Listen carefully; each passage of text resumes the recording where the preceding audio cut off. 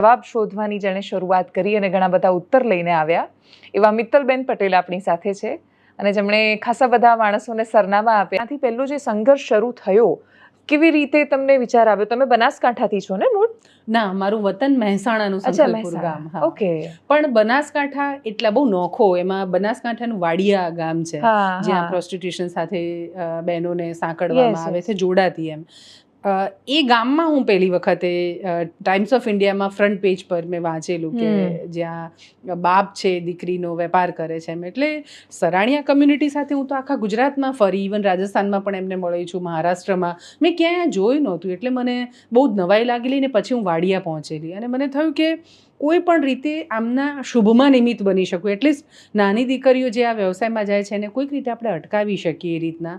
અને એ કામના કારણે વાડિયા અવારનવાર જવાનું થયું. અને બીજું એવું થયું કે એમના જે પ્રશ્નો હતા ને, સમાજ એમને બહુ ઘૃણાથી આપણી ત્યાં એ સ્વીકાર, એટલે જે પેલું સામાજિક રીતે આપણે પોતે કોટ અનકોટ કેટલીક ચીજો નક્કી કરી છે, આ હોય ને તો એ સ્વીકૃત છે, આ હોય તો નથી એમ. એટલે અને કોઈ આ દિવસે સ્વીકૃત છે, રાત્રે અસ્વીકૃત છે, રાત્રે છે આ નથી, પણ ક્યારેક એના જોડામાં આપણો પગ નાખીએ ને તો આપણને સિચ્યુએશન સમજાય. પણ આપણે કોઈ દિવસ એનું જોડું નથી પહેરવું, મારું જ પહેરીને મારે જોવું છે એમ.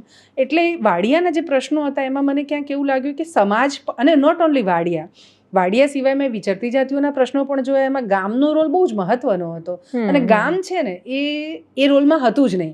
કેમ કે સરાણીયા આવે કે ગાડલિયા તમારા વિસ્તારમાં આવ્યા, એ તવી તાવેતા લોખંડના ચીમટા બનાવે કે પછી બળદો વેચવાનું કામ કરે તો એ અઠવાડિયું 10 દિવસ રોકાય અને પછી જતા રહે. એટલે ક્યાંય ને નહોતા એમ. એટલે હવે કોઈ ગામમાં પાછલા 20-25 વર્ષથી માની લો કે એક ગામમાં સ્થિર થયા છે, સ્થાયી રહે છે, પણ એ ગામ એવું કહે છે કે તમે મારા ગામના નથી.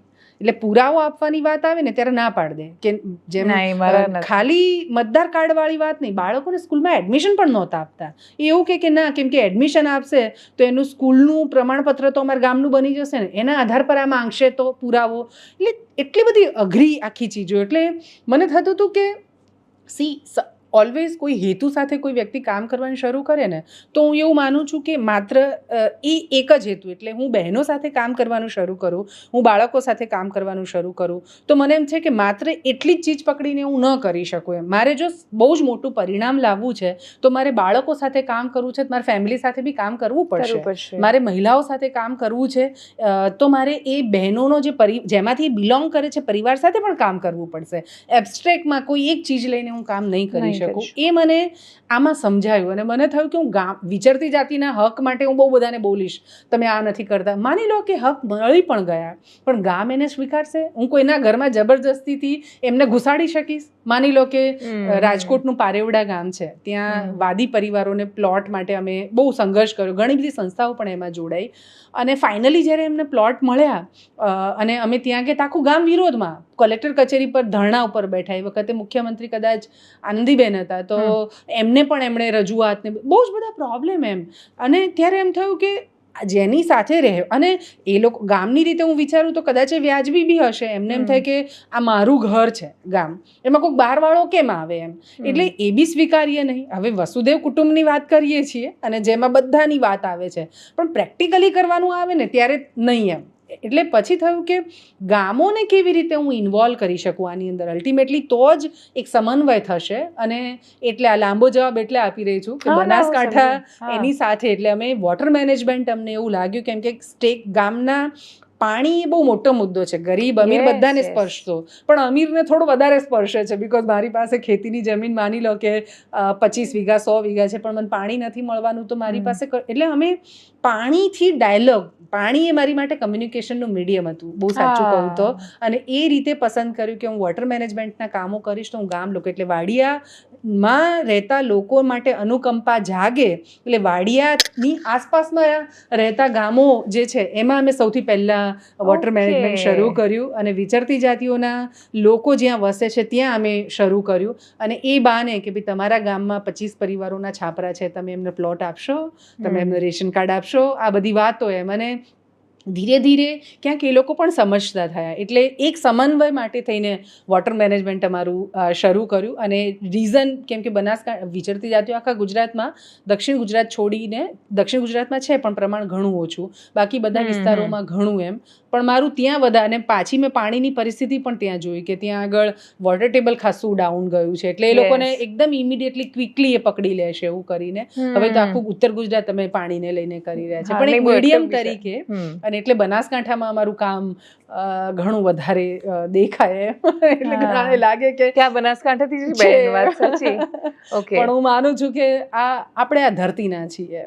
કયા માં કે બાપની કુખે જન્મવું, એવું કહે છે કે આમ આત્માની રીતે કહીએ તો એવું કહે છે કે તમે ચૂઝ કરી શકો પેરેન્ટ્સને પણ. એમ તમારું જો તમારું આત્મા એ પ્રકારે, આ થોડીક જુદી વાત છે, પણ એ પ્રકારે તમે ઇવોલ્વ થાવ તો એમ.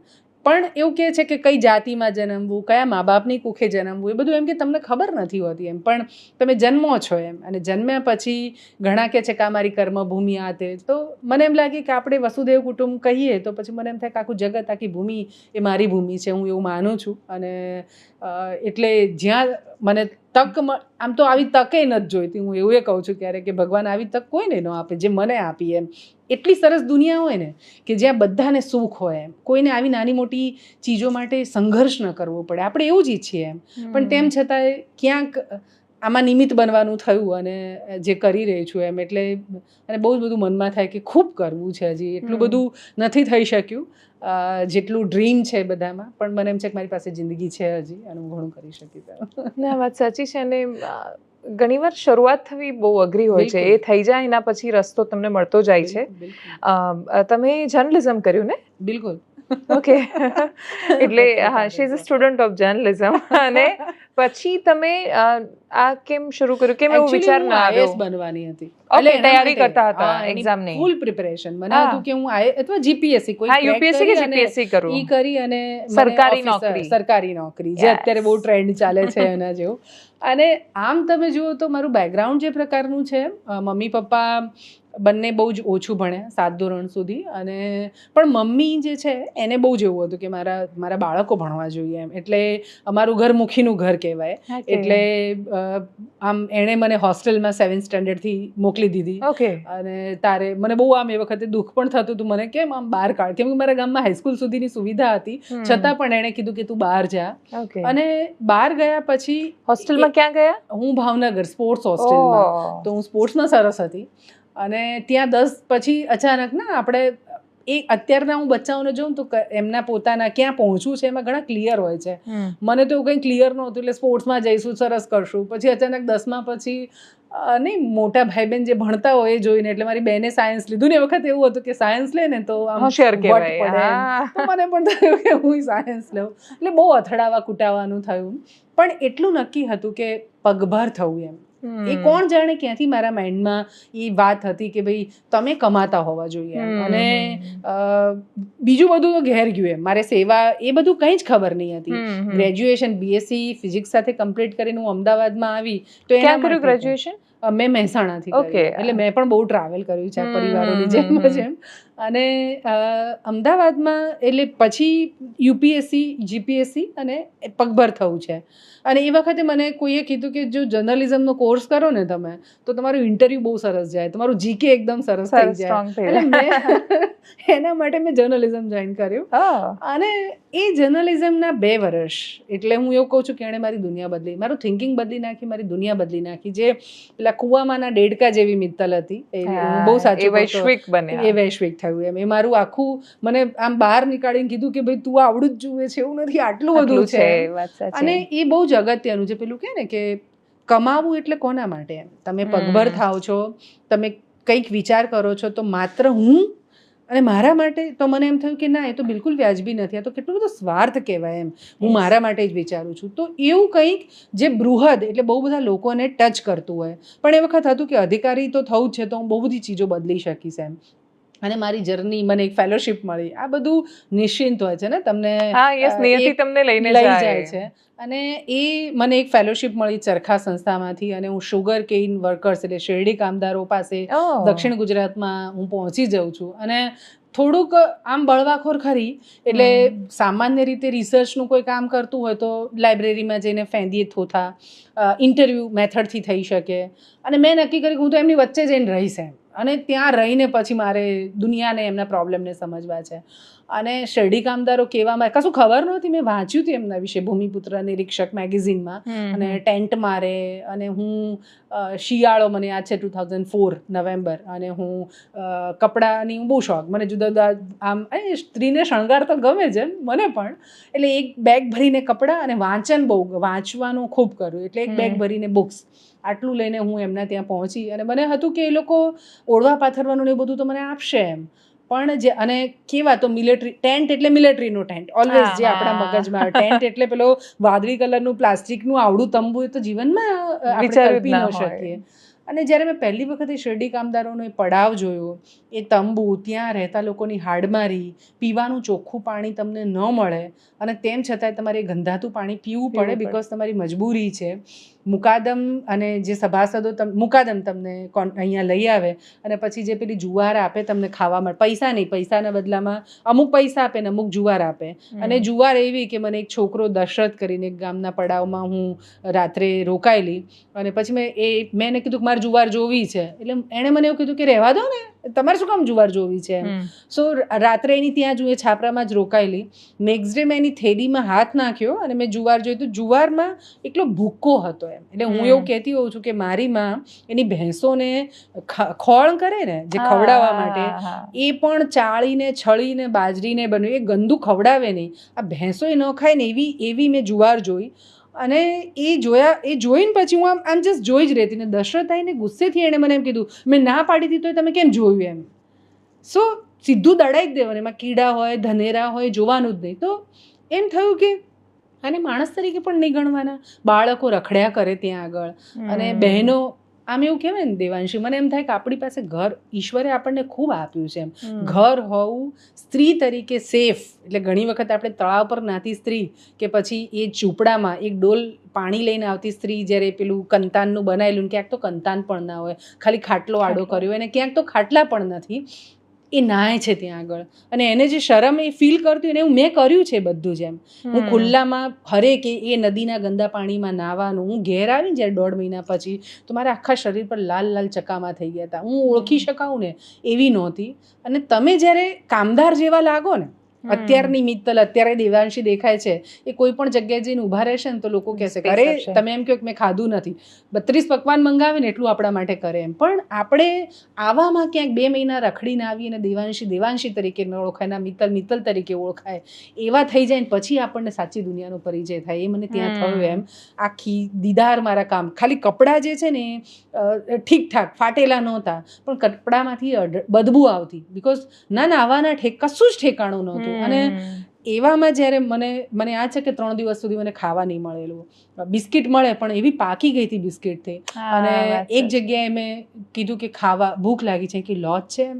અને મને કીધું કે અહીંયા લુણી ગામ છે ને, ત્યાં જલારામ બાપાની જન્મ જયંતિ હતી, તો ત્યાં ભંડારો છે એમ, ત્યાં તમને જમવાનું મળશે. અને લિટરલી હું લુણી, એટલે જે જગ્યા ઉપર ઊભી હતી એ ગામથી લુણીનું મને મંદિર બતાવ્યું, તો જલારામ બાપાની ધજા મને દેખાઈ. એ ગામમાં જવાનો રસ્તો આમ થઈને આમ હતો. મેં એમ નહીં પકડ્યું, મેં પેલી ધજા જોઈને મને ભૂખ એટલી લાગી તો મેં આમ સીધું, એટલે ખેતરોના રસ્તા, વળાના રસ્તામાં થઈને હું મંદિર પર પહોંચું છું. 3, 3:30 થઈ જાય છે. અને મેં એમને કીધું કે મને ભૂખ લાગી છે ને ખાવું છે. મારા પેલા દીદાર એવા હતા ને, એટલે મને જે હળદૂત કરીને એમ, એટલે એમ જ્યાં પતી ગયું છે ખબર નથી પડતી એમ. મેં પાછું કીધું કે મેં 3 દિવસથી કંઈ જ ખાધું નથી, મને સખત ભૂખ લાગી છે એમ. તો એ લોકોએ મને ધૂતકારી છે એમ. મને એમ થાય કે જો આ મિત્તલ હોત ને તો મારા માટે બનાવે તેમ, પણ ત્યાં એ દેખાતી નહોતી હું એ રીતની એમ. અને છેવટે મને એવું કીધું કે ત્યાં પ્રસાદ મળશે, એકદમ ભયંકર નજરથી. અને પ્રસાદવાળા પાસે જઈ તો પ્રસાદની જેમ આપે એમ, ચપટી આપ્યો.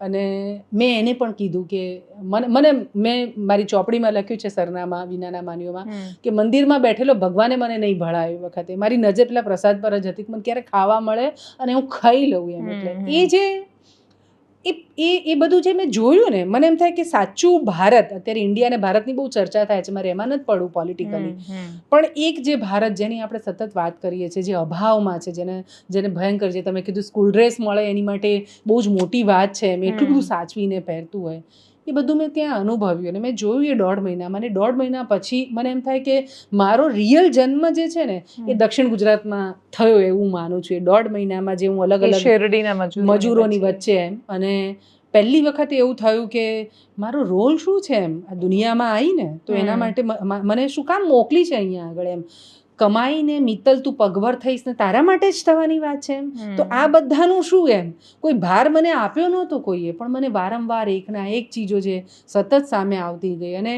એ જે બહુ સાચું હોય છે કે ઈશ્વર દરેકને એક પર્પઝ સાથે જ મોકલે છે આ દુનિયામાં. અને મને એવું લાગે કે દુનિયામાં અનેક લોકો એવા છે કે જેને એનું પર્પઝ ખબર નથી, કેમ આવ્યા ને આવે છે ને જતા રહે છે. હું કહું છું કીડી મકોડા જેવી, બિલકુલ એમ. અને મને એમ થાય કે મને મારો પર્પઝ, મને એ બહુ વાર લાગી, 4-5 વર્ષ મને લાગ્યા, પણ એ મને મળ્યો એ પર્પઝ. અને આઈ એમ હેપી એ રીતના કે હું એ પર્પઝ સાથે જીવી રહી છું. જ્યારે ઉપર જઈશ ને ત્યારે હું જવાબ આપી શકીશ કે જે તે મને જે ઉદ્દેશ્ય સાથે મોકલી હતી ને, મારથી બનતું મેં કર્યું છે એમ. એટલે અને એ મને સંતોષ છે એનાથી, આઈ થિંક એને પણ હશે એમ. એટલે તો આવું બહુ જ બધું. એટલે તમે આમ પૂછ્યું કે શું કરવું હતું, એટલે પત્રકારત્વ એ પછી થયું કે હું પત્રકાર પણ થાઉં. આ બધા પ્રશ્નો જોયા પછી અધિકારીઓને પણ મળી અને મને થયું કે અધિકારી તો નથી બનવું એમ, જેમના જવાબો સાંભળે ભ્રમણાઓ ભાંગી જાય તમારી. બિલકુલ. અને એમને દરેકનો એક એ જ તો પોલિસી મેકર છે, એ ઈચ્છે તો કેટલું બધું કરી શકે. But you feel PT for them. મને અમુક વાર બહુ દયા આવે લોકોની. 100% એમ. અને એવું થાય કે જે પોલિટિશિયન્સ છે એની માની લો કે એની સમજ નથી, એને નથી ખબર, કેમ કે બધું કોઈ સર્વ જ્ઞાન જેને હોય એવું તો ન જ હોય, અથવા તો એને વોટ લેવાના છે એટલે એ કરે છે. અધિકારી આ શું કામ કરે છે? અને અધિકારી તરીકે મને એમ થાય કે તમારી ફરજ છે, તમે જે જુઓ છો એને તમે ત્યાં સુધી પહોંચાડો ને એમ, અને લડી શકો. પોલિસી મેકિંગમાં એમનો બહુ જ મોટો રોલ છે એમ. પણ એ બધું મેં જોયું, એમના જે જવાબો સાંભળ્યા ને પછી મને એમ થયું કે હું આ તો ન જ બની શકું અને મારે એ નથી કરવું એમ. અને પછી થયું કે તો પત્રકાર બનવું એમ. પણ પછી તમે પત્રકાર જ જોઈ લીધું અને મેઇન સ્ટ્રીમમાં મેં થોડો સમય કામ પણ કર્યું, પણ મેં જોયું કે રિયલાઇઝ્ડ કે શું બનવા આવ્યા હતા અને શું થઈ ગયા. અને એ પણ જોયું કે વોઇસલેસ જે છે ને એનો બહુ મોટો અવાજ નથી. વોઇસલેસ અને સ્પાઇનલેસ બિલકુલ બંને છે. અને વાત સાચી. અને ફાઇનલી પછી એવું થયું કે બહુ ફ્રસ્ટ્રેટ થઈ એ વખતે. એમ એવું થયું કે જીવનમાં હવે શું કરીશ એમ, એવું પણ થાય ને આપણને. અને મારું એ કોઈ દિવસ મેં મારી જાતને એક સ્ત્રી તરીકે એવી કોઈ દિવસ નહોતી કલ્પી કે ભણ્યા પછી હું ક્યાંક સરસ સેટલ, એટલે લગ્ન કરી લઉં અને પછી એવું મેં બાળકો થઈ જાય એવી મેં કોઈ દિવસ કલ્પના જ નહોતી કરી મારી પોતાની. એટલે ફ્રસ્ટ્રેશન પણ આવ્યું બહુ બધું. એક વખત માટે તો એમ પણ થયું કે ગામમાં જઈને સરપંચ થઈ જઈશ અને એવું બધું બહુ ફિતૂર ચાલ્યા. પણ પછી સતત હું મારી જાતનું એનાલિસિસ બહુ જ કરું એમ. અને એ રોજ સાંજે એક પ્રક્રિયા ચાલે ફૂલ ડે પછી કે શું કર્યું, શું ખૂંચ્યું, મજા ના આવી એવું શું કર્યું અને ખોટું શું કર્યું એમ. તો એ બધામાં ક્યાંક સતત એક જે જવાબ મને મળતો હતો એ હતો કે તને ગમે ને કામ કરે. અને મારી મમ્મીએ એ શીખવેલું, મારી માનો એ રીતે બહુ પૈસા માટે એ જ અગત્યનું છે એવું નથી એમ. અને પછી મને લાગ્યું કે વંચિતો માટે હું કંઈક કરી શકું ને મારી લાઈફમાં એના એમ નાનકડું પ્રદાન પણ મારું હોય તો મને એમ લાગે કે બહુ મોટું થશે. અને પછી મેં આ વિચરતી જાતિઓની સાથેનું એક રિસર્ચનું કામ, જનપદ કરીને સંસ્થા, એની સાથે મેં શરૂ કર્યું. અને લાઈક મને બહુ મજા આવી. આખું રિસર્ચનું કામ હતું, પણ એમાંથી પછી અને એમાં એ વખતે તો એવું હતું કે આ સમુદાયની પરિસ્થિતિ સમજીને સરકારને કહીશ એક રિસર્ચ પેપર તૈયાર કરીને કે જુઓ આમની આવી આવી હાલત છે. બહુ બધી સંસ્થાઓને કહીશ કે આમની આવી હાલત છે, તમે બધા આમની સાથે કામ કરો. મારે નહોતું કરવું એ વખતે, મારે સંસ્થા પણ નહોતી કરી, બહુ સાચું કહું ને તો. પણ પછી પેલું કહે ને સતત બધી ચીજો સામે આવતી જાય. અને એમાં એવું બધું સામે આવ્યું કે જેમાં એક પ્રશ્ન વારંવાર પૂછાતો હતો, તું શું કરી રહી છો એમ. અને એક ઘટના ડફેર કમ્યુનિટીની ગેડિયા ગામમાં બનેલી. અને સુરેન્દ્રનગર, હું ડફેરોને શોધતી હતી ક્યાં છે એ લોકો એમ. અને હું વરસતા વરસાદમાં એમના છાપરે પહોંચી. ગામ લોકોએ તો મને ના પાડી હતી કે ડફેરોના ત્યાં ન જવાય. અને હું ત્યાં પહોંચી તો મને દૂરથી એ લોકો જ્યારે જોઈ ત્યારે બધા ઊભા થઈ ગયા, ભાગવાની તૈયારી કરતા હોય ને એવી રીતના, કેમ કે કદાચ હું પોલીસમાંથી પણ હોઈ શકું.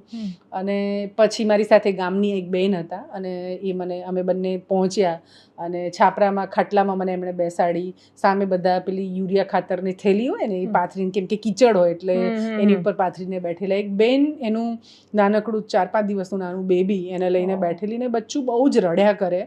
એટલે સિમ્પલ સીધું હતું. એટલે મેં એને એવું કીધું કે તું આને ફીડિંગ કરાય ને, એમ આટલું બધું રડે છે તો તું ધવડાવે ને એમ. એટલે એ જે ગુસ્સેથી એણે મને કીધું ને કે છેલ્લા 4-5 દિવસ એલી થયેલી વખતે 7 દિવસ વરસાદ એમ, તો કે જ્યારથી એલી થઈ છે ને ત્યારથી જંગલી બિલાડાય બારા નથી નીકળતા જેને મારીને ખાઈ શકે. મેં ખાધું નથી 3 દાડાથી, ખાધું નથી તો ધાવણ ક્યાંથી આવે નાને. ઇટ્સ લાઈક આમ ઝમ થઈ ગયું હોય ને એના જેવું. અને હું આટલી સ્પષ્ટતાથી આજે વાત કરી શકું છું, પણ ત્યાં એ પછી હું બ્લેન્ક, હું ઊભી થઈ ગઈ. હું થેલો લઈને ચાલી રહી છું અને વિચારો એ આયા કરે છે કે હું શું કરી રહી છું એમ. આ પ્રશ્નાવલીઓ લઈને અહીંયા ભરી રહી છું, હું પૂછી રહી છું શું સ્થિતિ છે, બધું જ દેખાય છે એમ. અને આપણે એ સમાજ છીએ જ્યાં કૂતરીને ગલુડિયા આવે ને બચ્ચા, ત્યારે આપણે શીરો કરીને ખવડાવીએ છીએ. અને અહીં એક માણસ સીમમાં બેઠું છે અને એની માએ બાળકને, મનુષ્યને જન્મ આપ્યો છે ને એની પાસે ખાવા કાંઈ નથી ને એટલે એને દૂધ ધાવણ નથી આવતું ને એનું બાળક ખાઈ નથી શકતું. મને એમ થયું કે આ કઈ પીડા છે એમ, અને કેમ આ જ બધી પીડાઓ મારી પાસે આવી રહી છે. ધેન પછી તો મુક્તલ મૂક આ થોથા મતલબ કેમ ગંગામાં નાખ્યા જેવું એમ ને એ મૂક્યું. અને પછી લાગી ગઈ કે આમના અધિકાર માટે હું કંઈ કરી શકું ને તો મારા જીવનની એ સાર્થકતા. ને પછી બહુ બધી મહેનત એમાં કરી. આઈ થિંક બહુ લાંબા વેરી ઇમોશનલ એકચ્યુઅલી મારા માટે તો બહુ અઘરું પણ થઈ રહ્યું છે સાંભળવું. મને રાજેન્દ્ર શુક્લનો એક સરસ શેર યાદ આવ્યો કે આ અહીં પહોંચ્યા પછી એટલું સમજાય છે, કોઈ કશું કરતું નથી, બસ થાય છે. 100%. એટલે થતું ગયું, કરતા ગયા. અને પછી મને આઈ મીન ટોપિક થોડો હું સ્વિચ ઓવર કરું તો તમારી એક સ્પીચ હું સાંભળી રહી હતી જેમાં તમે શરૂઆત એવું કરી હતી કે પૃથ્વીને તાવ આવે છે. હા, બરાબર છે. અને પૃથ્વીને તાવ આવે ને એનું તમે સોલ્યુશન શોધવા નીકળ્યા. ઘણું બધું કામ કરી રહ્યા છો, વૃક્ષોના વાવેતરનું ને બધું. શું મળ્યું પછી એ સોલ્યુશન તમને? એકચ્યુઅલી કેવું છે ને, આખી ગ્લોબલ વોર્મિંગની સિચ્યુએશન છે ને એને આપણે બધા બહુ સંકુચિત વેમાં જોઈ રહ્યા. તમે ગુજરાતને પણ હમણાં તમે પાછલા 5-7 વર્ષમાં તમે જોશો ને તો ફ્લડનું પ્રમાણ ખૂબ વધ્યું છે. ખૂબ વધ્યું છે. હા, કાં તો દુષ્કાળ છે કાં તો ફ્લડ છે એમ. અને આપણી પાસે એ આવેલા પાણીને સાચવવા માટેના સાધનો પણ નથી એમ. એટલે આ આખું જે ગ્લોબલ વોર્મિંગની આખી પ્રક્રિયા એમાં, એટલે એવું કહે છે કે ધ્રુવીય પ્રદેશોના બરફ પીગળી રહ્યા છે. હમણાં જ એક વાંચ્યું કે દરિયાકાંઠાની કોઈ એક જમીન છે જે જઈ રહી છે આવનાર, એટલે આપણી ધરતી છે ને ગરમ થઈ છે. એટલે સિમ્પલ હું કહેતી હોઉં છું, ગામ લોકોને સમજાય ને એ રીતે કે જ્યારે કોઈને બહુ તાવ આવે ને, આ બધું ગરબડ ત્યારે થાય. એટલે મને જ્યારે તાવ આવે ને ત્યારે હાથ વગો સૌથી પહેલો ઉપાય એ હોય કે આને તાવ ઉતાર દો ઝટ એમ. એટલે મીઠાવાળા પાણીથી પોતા કરે અને એને લગાડે એટલે એમ કે એનું ટેમ્પરેચર ડાઉન રહે. અને જો તાવ નહીં તો મગજમાં ચડી જશે ને તો પછી માણસનું બચવું મુશ્કેલ થઈ જશે. આ આપણી સાદી સામાન્ય સમજ આપણે. હા, બિલકુલ એમ. સેમ એ વસ્તુ થઈ છે કે આપણી ધરતી બહુ જ ગરમ થઈ છે અને એનું આ આખું પરિણામ છે જે આટલું બધું ડિસ્ટર્બન્સ. દુબઈમાં આટલો વરસાદ પડો, એવું કહે છે કે ફ્યુચરમાં બનાસકાંઠા વેટલેન્ડ થવાની છે. ઘણા લોકો મને એમ કહે છે કે કચ્છ અને બનાસકાંઠા બંને, ઇવન રાજસ્થાન પણ હવે એમ થાય કે વેટલેન્ડ એટલે એ આખી બન્યું જ નથી એ માટે થઈને. એ વસ્તુઓ ત્યાં આવશે, હા થશે એનો બદલાવ ને બધું એમ. પણ આ બધું માણસોનું જીવવું ને રહેવું એ મુશ્કેલ થઈ જશે. અને ત્યારે એનો ઉકેલ એક છે કે ધરતીને ઠંડી કરો, પોતા મૂકો એમ. અને એનું પોતું એટલે વૃક્ષો એવું છે. અને માત્ર ઓક્સિજન આપે એ જ કારણ નથી એમ. અને જેટલી માત્રામાં વૃક્ષો કપાઈ રહ્યા છે ને, હું એક આંકડા ખાસું વાંચી રહી છું એને લઈને પણ. એટલે પહેલાં એવું હતું, નાની હતી ત્યારે ને આપણે બધા એમ થતા હતા કે માણસે એના જીવનકાળ દરમિયાન એક વૃક્ષ વાવવું જોઈએ એવું આપણે કહીએ. પણ એ કહે છે આંકડો કે એવું નહીં, જેટલી પોપ્યુલેશન છે ને એ પ્રમાણે પ્રત્યેક વ્યક્તિએ મિનિમમ 150 વૃક્ષો વાવવા જોઈએ. તો આપણે ક્યાંક બેલેન્સ કરવામાં થોડુંક આપણું પ્રદાન આપી શકીશું એમ. પણ જમીનો ક્યાં રાખી છે. બીજું મને થોડુંક હવે આમ ફિલોસોફિકલ તમે વિચારો ને તો જરાક એ પણ છે, મજાની વાત છે કે આજે જમાવટનો સ્ટુડિયો જ્યાં છે, મારું ઘર પ્રહલાદનગરમાં જ્યાં છે, એ બધા તું વર્ષો પહેલા ખેતરો હશે, જમીન જે પ્રકારની હશે ત્યાં આગળ કેટલા જીવો રહેતા હશે એમ, સાપ, સસલા, નોળિયા અસંખ્ય એમ. આજે તમે જુઓ તો એ બધા ક્યાં ગયા. અને સૌથી અગત્યની વાત એ છે કે મિત્તલનું ઘર જ્યાં એ ઘર રહે છે ને ત્યાં માની લો કે કોઈ ઓવરબ્રિજ બનાવવા માટે જગ્યા જોઈએ છે, અથવા એવું લાગે છે કે ડેમ બનાવવો છે, અથવા એમ લાગે કે ONGCનો વેલ ત્યાં નીચે ઓઇલ છે, તો ઇમિડિયેટલી જ્યારે મને નોટિસ એટલે કહેવામાં આવે કે બેન તમારે ઘર ખાલી કરવું પડશે, તો આપણે સીધા કમ્પન્સેશનમાં પહોંચી જઈએ, કેટલા પૈસા મને મળશે એમ, અને એ પૈસાનું વળતર મને મંજૂર હશે ને તો હું એને ખાલી કરીશ એમ. જ્યારે આ જીવો, જે સાપનું અહીંયા ઘર હતું, જે નોળિયાનું અહીંયા ઘર હતું, જે સસલાનું હતું, એને આપણે પૂછ્યું કે તારા ઘરમાં અમે આવીએ? આપણે કેમ માણસ તરીકે આપણને અધિકાર કેવી રીતે મળી ગયો કે આપણે ગમે તેના ઘરમાં ઘૂસી જઈએ? અગર ચલો જરૂરત છે, આપણે ઘૂસવું પણ પડે છે, પણ સામે એ પ્રકારે આબાદી તેના માટેની વ્યવસ્થા ઊભી કરીએ છીએ? નથી થતું એમ. તમે જોશો તો એવું કહે છે કે પૃથ્વી પરથી મધમાખી જે દિવસે ખતમ થઈ જશે ને એ દિવસે આખી પૃથ્વી ખતમ થઈ જશે એમ. હું નાનપણમાં ગામમાં ભણી છું, મને યાદ છે કે પ્રાઇમરી સ્કૂલમાં ભણતી ને ત્યારે દર અઠવાડિયામાં 3 વખત એવું થતું કે મધ ઉડ્યું એટલે અમારે ક્લાસરૂમ બંધ કરી દેવાના. આજે એવું મધ ક્યાં દેખાય છે? હવે પેલી હનીબીના બોક્સમાં આપણે મધને લઈએ હવે એમ. શું સોલ્યુશન આપણે શોધીએ છીએ, પણ મને એમ છે કે કુદરતને ડિસ્ટર્બ કરીએ છીએ ને આપણે બધા, એટલે આપણને આ પરિણામ. એટલે કોરોના આવ્યું ને ત્યારે આપણને બધાને બહુ ભાન થઈ ગયું એમ. એટલે હરેક જગ્યાએ ચર્ચા એની હતી કે આ, અને તમે જુઓ કે જે સ્થગિત વાળી અવસ્થામાં આવે ત્યારે નેચર આખું ખીલીને બહાર આવ્યું એમ. તો મારા બિલકુલ એમ. એટલે અને આ છે કે ક્યાંક માણસે પણ થુપ્પીસ કરવાની જરૂર છે એમ હવે. અને માત્ર હું નહીં પણ સમગ્ર સર્વ અને વસુદેવ કુટુંબ એટલે માત્ર મનુષ્યની વાત નથી કરતું એમ, બધાને એમ. એટલે ક્યાંક આ ચીજો, અને મને એમ લાગે કે અમે જંગલો એકલ દોકલ વૃક્ષો નથી વાવતા અમે, એક સાથે 1000 થી લઈને 25-30 હજાર વૃક્ષો એક જ જગ્યા ઉપર. અને સ્મશાન, કબ્રસ્તાન એ મારી ફેવરિટ જગ્યા છે એવું કહું, કેમ કે કોઈનું એન્ક્રોચમેન્ટ નથી થવાનું ત્યાં. અને સેકન્ડ નંબર પર અમે ગૌચરો પસંદ કરીએ, બીકોઝ ગૌચરો ક્યાં રાખ્યા છે, એમાં એન્ક્રોચ કરીને લઈ લઉં જે અત્યારે થઈ રહ્યું છે. એટલે ગૌચરો ખાલી થાય અને ત્યાં એક સાથે આ બધા વૃક્ષો વાવીએ. અને હું વાવવું નથી કહેતી એમ, અમે ઉછેરીએ છીએ. 5મી જૂને હું એક ઝાડ નથી વાવતી, કેમ કે મને ખબર છે કે વરસાદ જ નથી પડ્યો એનો કોઈ મિનિંગ નથી એમ. એટલે વાવ્યા પછી એના જતન માટે અમે વૃક્ષ મિત્રો, પગારદાર માણસો રાખીએ અને એ આ વૃક્ષોના ઉછેર પ્રોપરલી કરે. એટલે અમારા 1 મિલિયન કમ્પ્લીટ થાય, એટલે 12 લાખ વૃક્ષો અમારા અત્યારે આ સિઝનમાં થઈ જશે. અને ગ્રામ વનો, અમે ગ્રામ વન કહીએ છીએ, લગભગ 200 ઉપર થશે એમ એક ગામમાં. અને એમાં જે તમે પહેલાં કીધું વૃક્ષનું પૂજનવાળી વાત એમ, તો મને એમ થાય કે ભગવાન છે ને, એ આપણે પ્રાર્થના કરીએ, એની કોઈ દુઃખ થયું હોય કે ખુશી થઈ હોય તો પણ આપણે જઈએ, એ આપણને આપે છે બહુ બધું, પીસ આપે છે બધું, પણ દેખીતી રીતું કશું. હું એમ કહું છું કે આપણે આમ પેલા ફિલ્મોમાં જોતા હતા કે આમ હાથ કરીને આમ દેખાય કે એના સુધી બધું પહોંચ્યું એમ, પણ વૃક્ષ એ જીવતો જાગતો દેવ છે, આપણને બધું જ આપે છે ને બધું જ જોઈ શકીએ છીએ એમ. અને જ્યારે બિલકુલ, અને જ્યારે મંદિર નવું નિર્માણ થાય ત્યારે એમાં મંદિરમાં જ્યારે માતાજી કે ભગવાનની પ્રતિષ્ઠા આપણે કરીએ ત્યારે એના પૂજન સાથે ને ધામધૂમ સાથે એની પ્રતિષ્ઠા કરતી, ત્યારે મને એમ થાય કે વૃક્ષ દેવનું જ્યારે સ્થાપન થતું હોય એ પણ પ્રતિષ્ઠા સાથે થવું જોઈએ. અને રીઝન એ છે કે આ બાને લોકો એક માહોલમાં પણ આવે અને એ જવાબદારી પણ સમજે કે આ પણ એટલું જ અગત્યનું છે. એટલે અમે ગ્રામ વનોમાં, હું એવું કહેતી હોઉં છું કે આ ભગવાનનો ભાગ છે. આમ તો આખી પૃથ્વી એની છે, પણ આ ભગવાનનો ભાગ છે. ત્યાં જઈને તમે એવું ના કહેતા કે હવે અહીંયા પણ અમારે આવું કરવું છે એમ. માની લો કે 10 એકર જગ્યા છો, 2 એકર માણસો માટે રાખો, પણ 8 છે એ આબાધિત જે અન્ય જીવો છે, આ ધરતીમાંના જે સંતાનો છે ને એના માટે તમે રાખો. બધું જ આપણને તો જવાબદારી આપી છે મનુષ્ય તરીકે, સૌથી બુદ્ધિ સમજ બધું જ. અને એને હતું કે તું ધરતીનું ધ્યાન રાખીશ એવું કરીને, આ બધાનું એમ, પણ એ નથી કર્યું એમ. એટલે શું મને એમ થાય કે આ રીતે અમે. સાચી.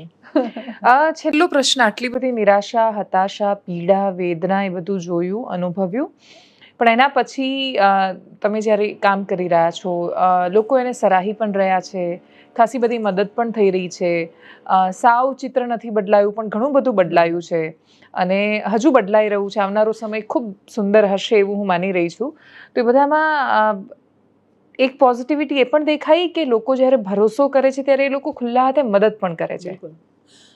બે રીત છે. એટલે મને, જેમ હું સરકારના લેવલ પરથી વાત કરું તો હા, એક સમય સુધી નિરાશા ચાલી વિચરતી જાતિઓના પોઈન્ટ ઓફ વ્યૂથી હું કહું તો, પણ 2017 પછી આખી પરિસ્થિતિ, સમય બદલાયો એમ.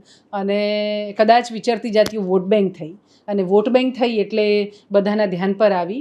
અને બહુ સરસ એક વાત જે મને કહેવાનું પણ મન થાય, 2019માં વડાપ્રધાન નરેન્દ્ર મોદી, એમણે અમારી પાસે સજેશન માંગ્યા કે આખા ભારતની વિચરતી જાતિઓ માટે શું કરી શકાય. ગુજરાતમાં અમે ઘણી બધી પોલિસી બનાવી શક્યા અને સરકારે અમને સહયોગ પણ કર્યો અને ત્યાં વેલફેર બોર્ડ નેશનલ લેવલ પર ફર્સ્ટ ટાઈમ આઝાદીના આટલા વર્ષો પછી ત્યાં બન્યું અને પોલિસીનું ઘડતર પણ ત્યાં આગળ થઈ રહ્યું. એટલે હવે એવું થયું છે કે અને બે માર્ગ હોય, એક એવો છે કે જે લડાઈનો માર્ગ છે કે તમે નથી કરતા ને તો જે મને આક્રોશ શરૂઆતમાં હતો કે કેમ ન કરો, આ દેશના નાગરિક છે ને એની માટે આટલી ચીજો થવી જ જોઈએ. મને યાદ છે કે હું અધિકારીઓના ટેબલ પર જઈને આમ હાથ પછાડીને કહેતી કે આ થવું જોઈએ આમ કરીને. પણ મેં જોયું અને આંદોલનવાળો રસ્તો પણ લીધો. મેં ફૂટપાથ પર બેસીને મંજીરા પણ વગાડ્યા એક સાથે 200-500 લોકો સાથે, એમ પ્રદર્શનો પણ કર્યા. પણ ક્યાંક ધીરે ધીરે એક ચીજો મને સમજાય કે એ કદાચ સાચો રસ્તો હોઈ શકે છે, પણ મને એમ થાય કે લડવું મારે કોની સામે છે? અંગ્રેજો તો નથી ને, આ તો મારા દેશના લોકો છે, એને મારે સેન્સિટાઈઝ કરવાના છે. અને જ્યારે એ રસ્તો બદલ્યો ને આખો, એટલે પરિસ્થિતિ પણ બદલાવાની શરૂ થઈ એમ. એટલે ડેફિનેટલી સહયોગમાં હું આજે કહું તો સરકાર ખૂબ ખૂબ મદદ કરે એમ. એટલે અત્યારની હાલમાં જેમ ભૂપેન્દ્ર પટેલ છે, મને એમ થાય કે હું દર થોડા દિવસે એમને મળતી હોઈશ અને કહું કે ફલાણા કલેક્ટરને સૂચના. કેટલીક વખત તે પોતે ફોન કરીને જે તે કલેક્ટરને કે આટલું જરા જોઈ લો ને, આ થવું જોઈએ એમ. એ માણસો માટેની તો આપણી ફરજ છે એવું કરીને. એટલે આખી સ્થિતિ બદલાય છે. મને એમ થાય કે કોઈ મુખ્યમંત્રી આ કમ્યુનિટીની વસાહતમાં આવે, ચાય પીવે, એમની સાથે બેસીને વાત કરે, કેટલી બહુ મોટી વાત છે દેવાંશી. આમ નાની લાગતી હશે કોઈના માટે, પણ કોઈ ગયું જ નથી આમની પૂછા કરવા માટે. એટલે હા, સમય બદલાયો છે. સહયોગની રીતે હું એવું કહું કે સમાજમાંથી પણ ખૂબ લોકો આગળ આવ્યા છે આ બધાના મદદ માટે. જેમ અમે ઘરો બાંધીએ લોકોના, તો કેટલાય લોકો એવા છે કે જે લોકો મદદ માટે એમ. એટલે જેમ કે હું એક નામ આપું તો કિશોરભાઈ પટેલ કરીને અમેરિકામાં રહે છે. મારા ખ્યાલથી 300 ઉપર ઘર બાંધવામાં એમણે ફાઇનાન્શિયલી સપોર્ટ કર્યો હશે એમ. એટલે ડાયમંડમાં કામ કરવાવાળા પાલનપુરી જૈનો પાણી અને પર્યાવરણના કામમાં આમ જબરદસ્ત રીતે આમ આપ્યું છે ને, તો આમ ખુલ્લા હૃદયથી એ લોકો મદદ કરી રહ્યા છે. એટલે સારું કાર્ય કરો ને તો મદદ, હું એવું કહી, મહેનત કરવી પડે ચોક્કસથી, પણ જેમ સરકારી લેવલ પર પણ મદદ. અત્યારે જઈને એક સમય હતો કે પહેલાં કલેક્ટર કચેરીમાં જતી ને તો 8-8 કલાક એટલે 10 વાગે જાઉં તો 4 વાગે નંબર ના આવે, બેસાડી રાખતા એવું છે. હવે એ સમય બદલાયો છે. ત્યારે મિનિસ્ટરોથી લઈને ક્યાંક એક વાત કરે કે આવું છે તો ઇમિડિયેટલી ફોન પકડીને કોકને કહે. આમ તો નાનકડું જ છે. અને એક વાત એ પણ કહીશ કે જે પ્રશ્નો માટે અમે માથાકૂટો કરી રહ્યા છે ને, એ કંઈ બહુ મોટા એવા પ્રશ્નો નથી જેનું સમાધાન ના આવે. ખાલી આમ ઈચ્છા શક્તિ રાખો તો વર્ષમાં બધું બદલાઈ શકે એમ છે. એટલે ખૂબ બદલાયું છે 2017 પછી. હું કહીશ કે ખૂબ કામો થયા અમારા. આમ આંકડાકીય રીતે ગણાવું તો આમ 8,500 લોકોને લોન આપી એમના સ્વતંત્ર બિઝનેસ કરવા માટે, 1700 પરિવારોના ઘર બાંધ્યા, 300 તળાવો કર્યા, 12 લાખ વૃક્ષો વાવીને ઉછેર્યા, 600 બા દાદાઓ નિરાધાર જેને અમે દર મહિને રાશન આપ્યું. સો લાઈક બહુ રાશન કાર્ડની પોલિસી, મતદાર કાર્ડની પોલિસી, જાતિ પ્રમાણપત્રની પોલિસી, એમને રહેવા માટે પ્લોટ મળે એની પોલિસી, અસંખ્ય પોલિસી પણ બની એમ. આઈ થિંક તમારો એપ્રોચ ચેન્જ થાય છે ને તો મને એમ છે કે ચીજો બદલાય છે એમ. અને સહયોગ માટે સમાજ તમારી સામે આવે છે, એ મેં જોયું છે. અને એક વાત મને જમાવટના સ્ટુડિયો પરથી કહેવાનું પણ મન થાય, આપણે બધા હતાશ બહુ ઝડપથી થઈ જઈએ છીએ કોઈ પણ ચીજને લઈને. અને એવું થાય કે આટલા વર્ષો મથ્યા અને નહેથી જ દેખાતું. મને એમ થાય કે તમને ખબર નથી, જેમ મેં શરૂઆતમાં કીધું કે હું પગથિયું ચડી, આ પગથિયું હું ટોચ પર, હવે મને ખબર છે હું આગળ પહોંચ, એક પગ મૂકું તો સરફેસ જ છે ને હું ચાલી શકીશ એમ. પણ આપણે એ સરફેસ પર પહોંચ્યા પછી એક કદમ એ પેલા ઉપર વધારી નથી શકતા, આપણે પાછા આવી જઈએ છીએ. મારા ખ્યાલથી લડાઈ તમારી નિરાશાએ વર્ષો સુધી, મને એવા અનેક લોકો મળ્યા છે જેમને 52 વર્ષ સુધી સંઘર્ષ કર્યો હોય એમ, સતત તમે થાકી જાઓ એમ, પણ પછી એને 52 વર્ષ 53મા વર્ષે એને સફળતા મળી હોય. તો મારા ખ્યાલથી થાકવું ન જોઈએ. મારા કિસ્સામાં તો હું ડેફિનેટલી એવું કહી, એકલી નિરાશા જ હતી અને 2017 સુધી મેં એ ફેસ કર્યું છે એમ. અને પછી જે મને મળ્યું એ મને એમ છે કે અમેઝિંગ છે. એટલે કુદરત પણ કસોટી કરતું હોય. એમનેમ સેવાનું કાર્ય એ દરેકને નથી સોંપતું, એ પસંદ કરેલા બંદાઓને સોંપે છે. એમનેમ તેમનેમ થતું હોય, પણ જ્યારે બહુ મોટા કાર્યો કરવા ત્યારે તમારા પારખાઈ લે છે એમને. કુંભાર માટલું ઘડે તો કાચું માટલું હોય તો પાણી ના ધારણ કરી શકે, એની અંદર ફૂટી જાય એમ. એટલે તમને નિંબાડામાં પકવવા માટેનો સમય એણે નિશ્ચિત કરેલો 5-10 જે વર્ષ સુધી તમારે પકવવાનું છે. ને એ પછી પાકી જાઓ છો ને પછી મને એમ લાગે છે કે તમારો હાથ પકડે છે ને તમને ચલાવે છે. તો એ હાથ પકડે છે ને ચલાવે છે એટલે મને એનામાં અસીમ શ્રદ્ધા છે. એટલે મહેનત કરું છું, બાકી બધી જ ચીજો પોતમેળે ગોઠવાતી જાય છે. Very true. Thank you so much Mittalben. સૌથી મોટું કામ હું એ રીતે જોઈ રહી છું કે કોઈ જાય અને એને પૂછે કે કોણ છે ને ક્યાંથી આવ્યા છે, તો એની પાસે કહેવા માટે હવે સરનામું છે, હવે એડ્રેસ એમને મળ્યા છે. અને ઘણું બધું કરવાનું બાકી છે, ઘણું બધું થઈ શકે છે. તમારી સાથે વાત કરવાનો ઉદ્દેશ્ય મુખ્ય એ હતો કે આપણી આસપાસ થતી અસંખ્ય ફરિયાદો, આપણને ક્યારેક આવતું ફ્રસ્ટ્રેશન, પણ એ બધાની વચ્ચે આપણે જ્યાં સુધી એ પોતાના માથા પર નહીં લઈએ કે મને નથી ખબર કે બાજુવાળા ક્યારે કરવાના છે, પણ હું શરૂઆત કરી દઉં એની, એ જો થઈ જાય તો કદાચ ધીરે ધીરે આ પૃથ્વીને આપણે વધારે સુંદર, વધારે રહેવા લાયક અને આપણું ઘર આપણે ધરતીના છોરું છીએ સાબિત કરીને સુંદર બનાવી શકીશું. Thank you so much. Thank you.